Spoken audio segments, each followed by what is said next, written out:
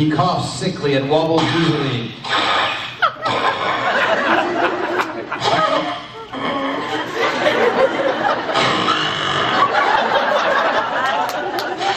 Then steadies himself on a nearby dog.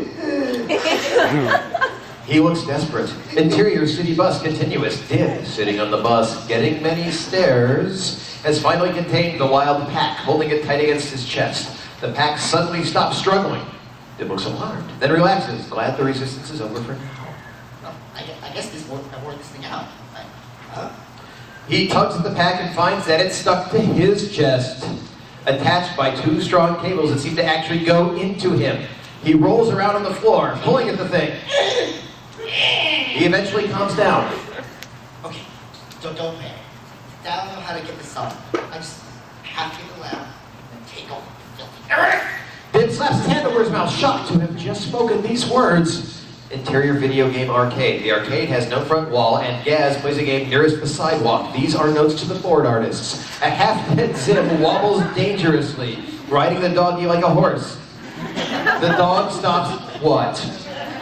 There's nothing weird about that. The dog stops and Zim flops onto the sidewalk. Face up. Gaz stares at him, then gives him a lazy kick to the side. He quickly shoots upright, then immediately goes more slack. His eyes look off in two different directions. His speech is slurred and almost incoherent. Richie, you should have no trouble with that. Dibs no better back, and he takes it to your father's lab for experimenting on it, and yet don't get it back soon. I won't live for more filthy as human. You're not making any sense. Backpack, a brain thing makes him act like him. Need pack for thick stuff. Oh yeah, that's much better. Zim beats his head against the wall, knocking his eyes back into alignment. Gaz turns her head at the sound of her game that she's been ignoring since Zim arrived. And then she sees a game, Zim. I don't know what she sees. Zim sees the game slave 2 poking out of Gaz's pocket and snatches it while she's distracted. He stuffs it into his pocket. He also stole your game device and wants to experiment on it too. Gaz switches in her pocket. She looks furious. Where did you say he was going? Zim has started to go wall-eyed again. I can't tell you. Have to show you. Zip weak, eat sister to carry. Gaz is angry and she finally grabs Zim by the ankle and drags him like a doll down the street. Interior Membrane's lab continuous. Membrane and another scientist stand next to each other. They have identical workstations, each with a brain and a tray. Next to each of them stands inactive robots with empty heads. A tense crowd of lab technicians watches. One of them holds a stopwatch. Membrane completes whatever he is doing to his brain before the other scientists and stuffs the brain into the robot on his side. The robot springs to life. I am Foodio, the robot that will end world hunger. Off I go. Foodio runs off. The stopwatch holder clicks to a stop and the timer holds Membrane's arm up victoriously. The crowd cheers Membrane. While the other scientist grudgingly hands Membrane a wad of cash. The crowd leaves the room. Membrane poses heroically as the camera zooms in from seemingly nowhere to snap his picture. Tim runs in, scaring the cameras away. Dad! How did you get in here, little boy? Dad, please! Dad! Now, I want you to have a look at this. Now, look! Nothing doing! Dad? He gestures towards the pack on his chest. Son, I don't like to get involved in your fashion matters, but that big metal shirt of yours is... It's not a shirt! It's into my interior human mind! You have to analyze it. I'm sure you'll be amazed. Dim activates the spider legs to show off the technology. fascinating. Perhaps just a quick look. I just realized I don't think Ger's in this one, Ricky. Yeah, we did too, so he's gonna do the last zip lines. Oh, okay. Oh, you have to Yes. get the robot too. I don't want to bother him. Who wants Ricky, Ger to do the last zip line?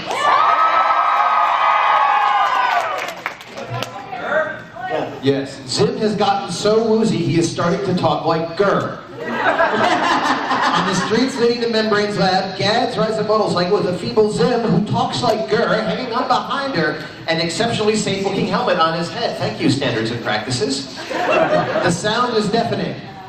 Where? Page 8. Oh, you don't talk in this one. Okay. Page 8, Ricky.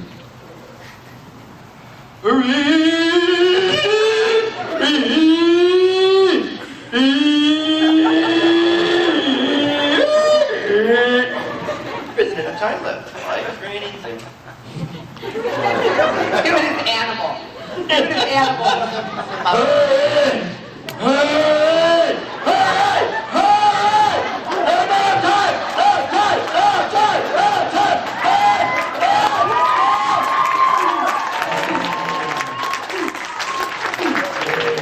Gaz speeds up, looking angry and determined. Meanwhile, in Membrane's lab, Membrane uses some scanning tools as he probes the pack. It's some kind of parasite. Get out before I am Steve! Hurry, Dad, it's doing something to my brains! I've almost got it off of you there. Outside the lab, Gaz zooms through the guards, riding Zip like a horse.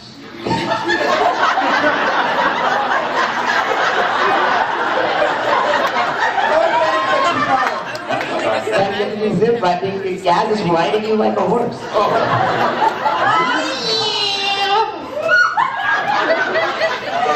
You're not going to make any noises for that? No, no, I'm not. You Move on. can make those noises, I'm not. Zip looks exhausted and drooly, and then confused. Inside Membrane's lab, Careful, Dad, do you know what this means? This device, it is Zim. It's his brain and his life support.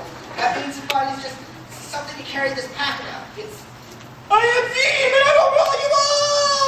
he uses the legs to push Membrane over. Dib, with robot legs protruding from his belly, scuttles away towards the remaining robot from earlier. But then Gaz bursts into the lab. Guys, your brother wants to rule us all. We have to stop him. Yeah, he stole my game slave and now he's gonna pay. Tim flops to the door, looking barely alive. He drools sick goo. Like you do. The counter is down to about 30 seconds. No. No, You want to hear this animal you're again? good? Yeah. Be the robot number 2. Just what? Girl. Grr, read it as grr. No, you're not bothering.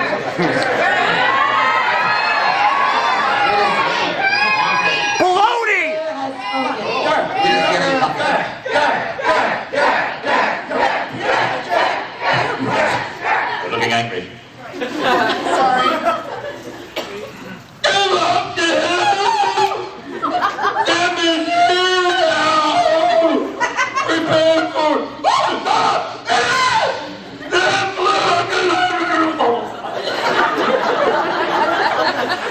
Dib does some quick work on the robot brain, laughing evilly all the while. He pops the brain into the robot, and the robot comes to life, looking insane and spooky. The voice of robot number 2 will be brought by Mr. Ricky Simons. Oh, hey.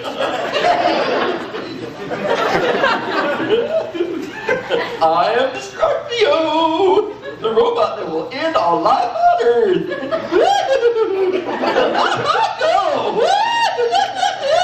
Destructio smashes it through a wall and runs into the city. Dib rubs his hands evilly, enjoying his work.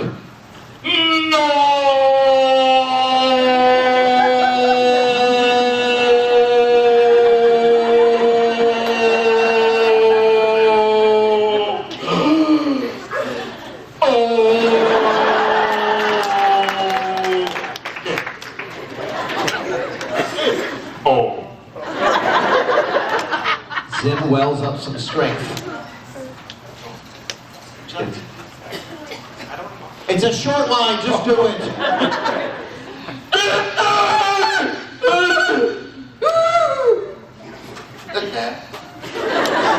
Give me my game slave back now, and I'll let you keep one of your limbs, Dib.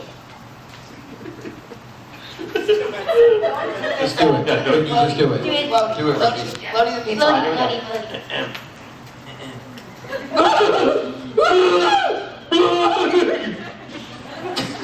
Okay. Dib is too busy laughing hysterically, when her rage reaches its peak, she leaps up, executes a series of ninja moves, and knocks the backpack off Dib. It falls to the ground right next to Zim. Stupid Zim looks at it for a moment as though trying to remember what it is. He stumbles over it, picks it up. He tries to put it on his head like a hat. The clock is counting down. 5 seconds. 4. He tries to stand on it.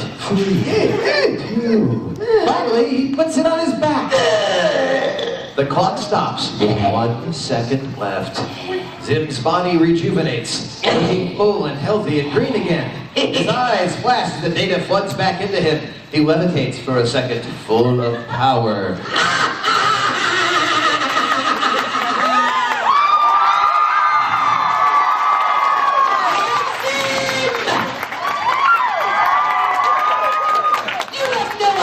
What you were toying with did. Your filthy human body chemistry is incompatible with the pack.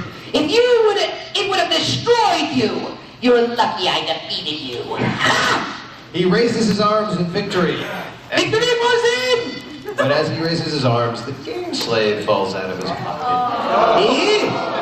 Gaz, standing over her dazed brother and preparing to make good on her threat of limb removal, sees this. Her eyes go wide with anger.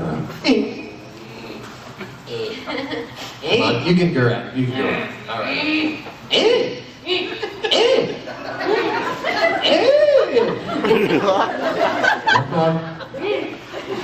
Zim sees the advancing wave. That was so threatening. Zim sees the advancing wave of evil. That is Gaz. Shrieks and runs away. That's you, Zim. You shriek and run away.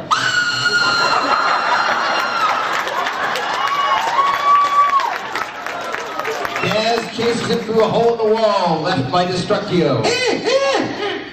Dib watches them go, then remembers something very important. Oh no! I must stop Destructio! Dib runs out to stop the monster. Membrane is alone in his ruined laboratory. He shakes his head sadly.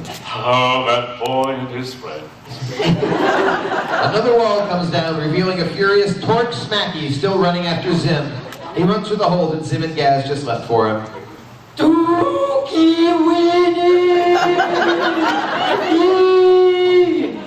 Membrane. Membrane. We good? Membrane turns the lights off and leaves the room. Disgusted. Well, at least I'm saving money.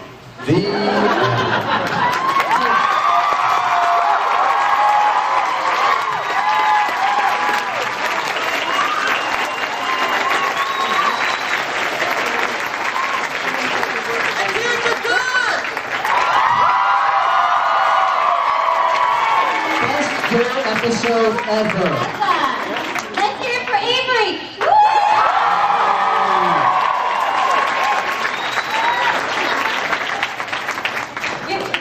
I think Avery should get a present. Oh! Here's a shirt. Give him a bit, give him a sharpie. No! I didn't do nothing but make stupid All right. sounds! Well, everyone else signs a copy of the script to give to Avery. However, it is $20.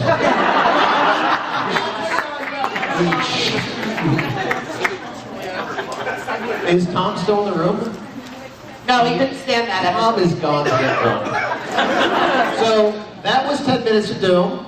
I don't, 15 minutes. and it was 50 minutes, which only goes to show It's my fault.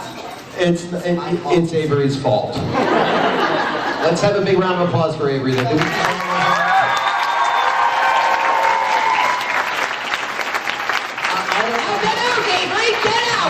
That's right. Hey, you know, I think we should read a piece of this Star Trek without Spock in it. Would that be good for you?